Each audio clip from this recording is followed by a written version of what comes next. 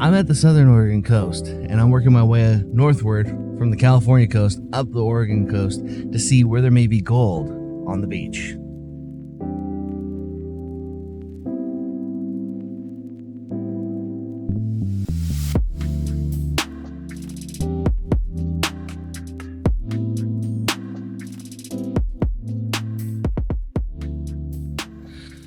I'm checking out this little flow run here because to really set up on the beach, you can't use the mechanical normals. You can either pan, you can use a sluice, you can use things like that, but you can't use mechanical here per their guidelines. They're not really laws, but they're guidelines. So have at it what you will.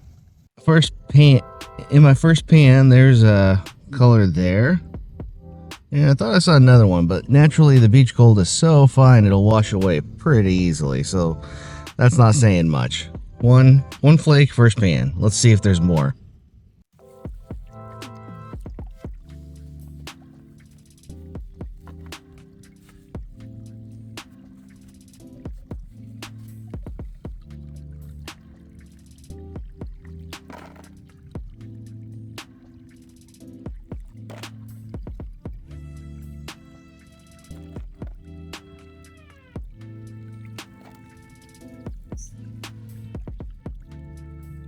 Gotta scoop up obvious black sands just in case.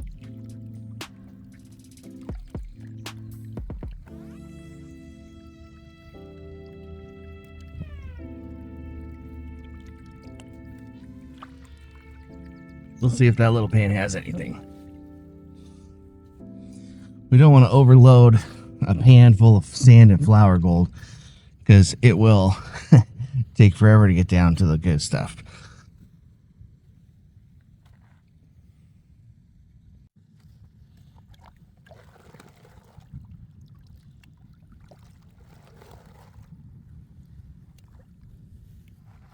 Rinsing off these really big character rocks.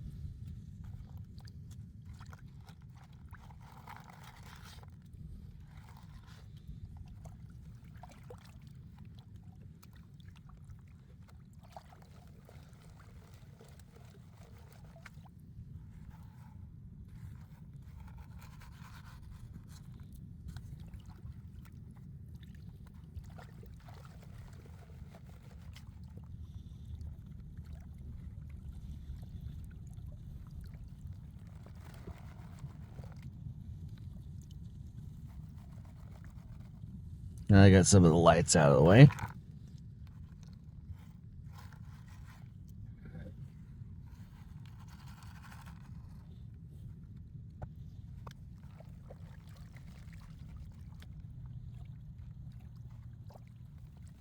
Now we're getting down to the stuff you gotta pan a little bit slower.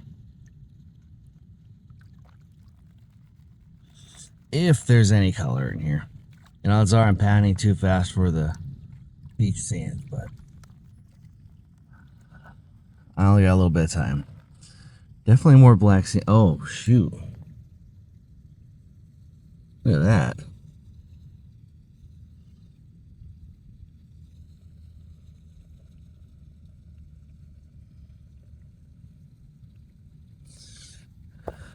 There's definitely gold at the beach.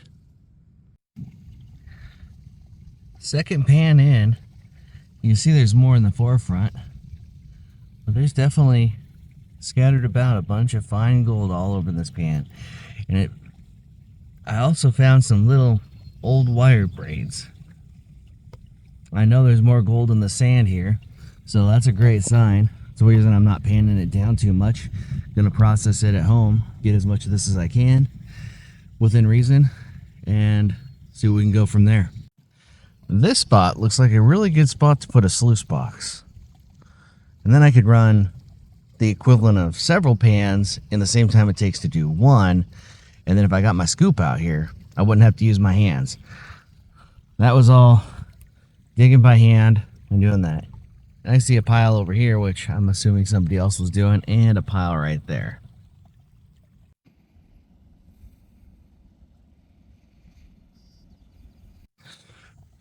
So behind these rocks here, I decided right here, I saw a nice little rusty layer. So I classified 2 gallons of material, quarter minus, in this 3-gallon bucket. And we're gonna run it through that sluice. The sluice that I'm using today is not the most ideal for beach sand. You usually want a wider, more brought out, shallow water style. But it's what I have. So it will do a concentration. Will it lose gold? Absolutely, but it will get what I need out of here. It will help me process. And you can see the black sand sticking in the top there. So I'm sure there's little specks of gold getting trapped in the riffles. And given that that riffle is loaded heavier on one side, I need to balance the water flow.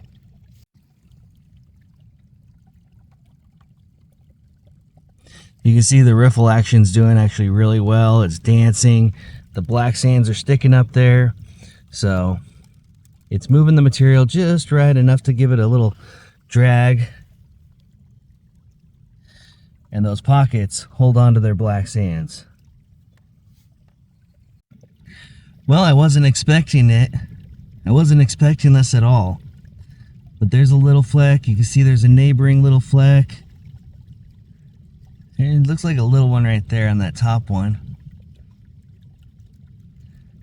But I already see 2 little flecks trapped in those little top groove bumps. Who knows what's in that little pile of black sand? There could be one right there. Oh, yep, right there. So we're definitely getting the gold, and this is working. So I ran just about maybe a little under half of the bucket so far, and these riffles are looking pretty loaded. I've already seen gold in here. I'm gonna do a clean out, put it in the pan, and then continue running. Okay, I just pulled the sluice out, and more gold is making itself apparent. You got little fleck there, little fleck there, little flecks there. It's literally scattered all about in just this top. Who knows what's in these? We're definitely getting the gold. We even got, that's a pretty big flake for what this area is. So, and it's scattered all about. So there's still more in this black sand. The black sand is so heavy that you see all sorts of old wires, either from the road or who knows from what, tie down trees or something in the past. But we're getting it, and I only ran half the bucket. It's always a great day when the gold is smiling at you in the sluice box. No matter how small it is, any little bit counts. Got 3 gallons of material out of there, classified to 1/4 inch. We've ran the bucket. I already did 1 cleanup because the riffles were looking pretty full. I probably should have done another one because now they're loaded with black sands. But I want to get through the bucket. But look, there's gold hanging out. I must have washed the other ones down, but let's do the reveal. Right behind almost every little bump on that side. There's some.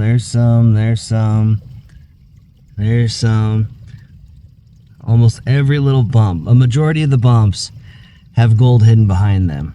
And then I know for certain there's some in this.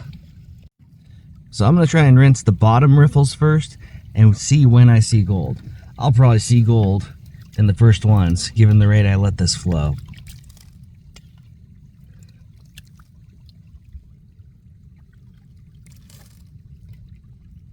So far, nothing obvious. Yep, right here was a little one. Right here was a little one. Just flowed.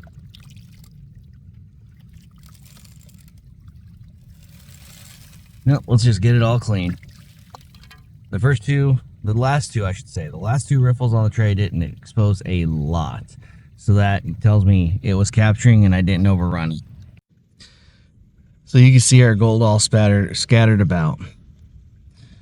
It is definitely here. There's definitely gold on the southern Oregon beach, hence why the name to the town nearby is called Gold Beach.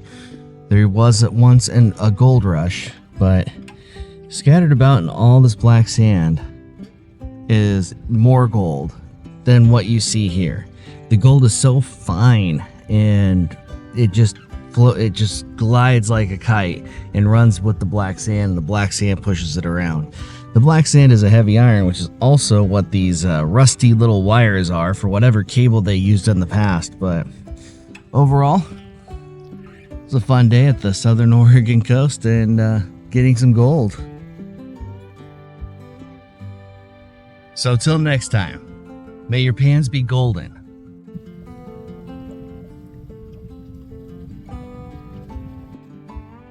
And you have a good morning, day, or night, whatever it is, wherever you are.